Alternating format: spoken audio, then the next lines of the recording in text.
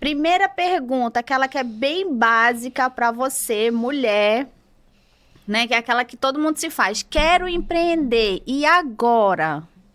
Então, essa pergunta é super importante porque muitas pessoas têm essa vontade de empreender, né? Mas elas não sabem por onde começar. Então, assim, pesquise um mercado, um segmento que você gostaria de atuar, entenda a fundo como está esse mercado, estude, se prepare para que você possa iniciar um negócio dentro de um segmento que você tem domínio do que está fazendo, né? Não adianta eu não saber cozinhar e querer, às vezes, abrir um restaurante, porque eu posso até não ficar na frente, na execução, mas eu preciso ter noção de quanto vai gastar, de qual vai ser minha despesa. Então, tudo isso é preciso ter uma noção básica. A minha mãe sempre dizia uma coisa, que para você pedir para alguém fazer algo, você precisa saber fazer. Então, Exato, acho que começa por aí, né, Jaci? exato. E quais são os primeiros passos para aquela mulher, né, aquela nossa amiga empreendedora que quer montar o seu negócio? Quem quer montar o seu negócio, primeiro passo, estude o mercado. Segundo passo, estruture o perfil do público que você pretende atender. Terceiro passo, avalie qual tipo de regime tributário você vai ser mais viável para aquele negócio que você está fazendo. E avalie a questão do investimento, quanto requer de investimento e se você tem esse recurso para investir e aguardar que esse retorno aconteça. Normalmente, o equilíbrio de uma empresa não dá lucro no primeiro mês, segundo mês, via de regra. Então, você vai ficar aí um ano e meio, até as coisas começarem a acontecer realmente no seu negócio.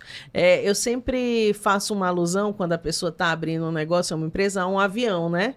Quando o comandante dá o sinal de que vai levantar voo, o que, que ele fala? Ele fala o quê? Apertem os cintos. Então, quando eu quero montar um negócio, aperte o cinto.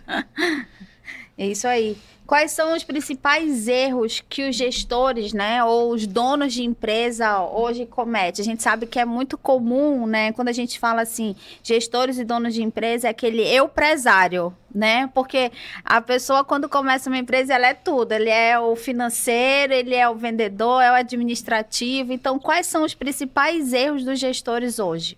Olha, o dono de um negócio é natural ele assumir todas as posições no início, até porque os negócios começam pequenos. Eu tenho o exemplo da Amazon, começou numa garagem, né? E hoje é o que é. Mas, assim, um erro que prejudica muito é a não tomada de decisões. Se eu sei que, por exemplo, eu preciso tomar uma determinada decisão, seja de promover, seja de desligar um funcionário, ou seja uma decisão impopular dentro do meu negócio, ou seja não ter aquele parente na minha empresa que não agrega, por exemplo, essa não tomada de decisão prejudica.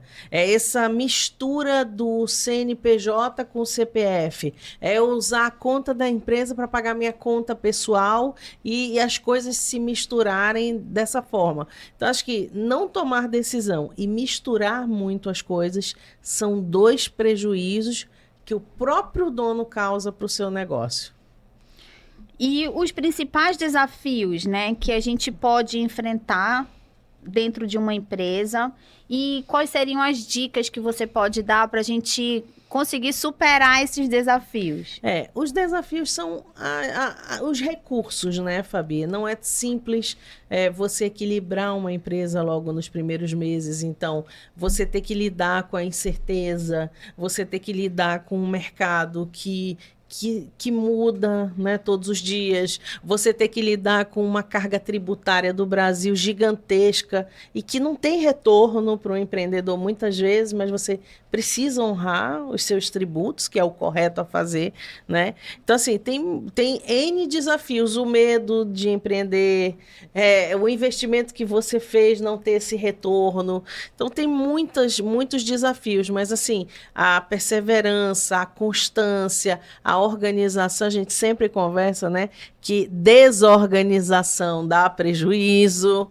Então, organizar, estruturar, planejar, medir os KPIs que você definiu como critérios vão fazer muita diferença.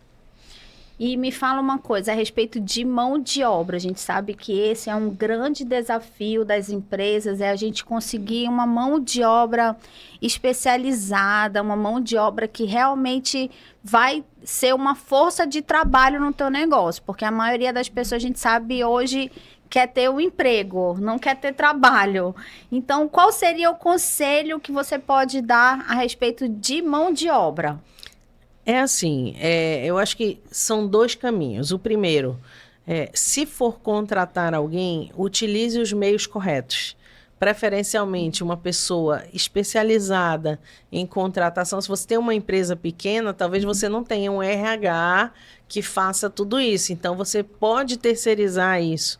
Então, uma pessoa que faça uma pesquisa de mercado, que contrate as pessoas corretas, que faça um diagnóstico de perfil comportamental, que é um exemplo, por exemplo, a gente conhece muito e já falou aqui sobre o DISC, né?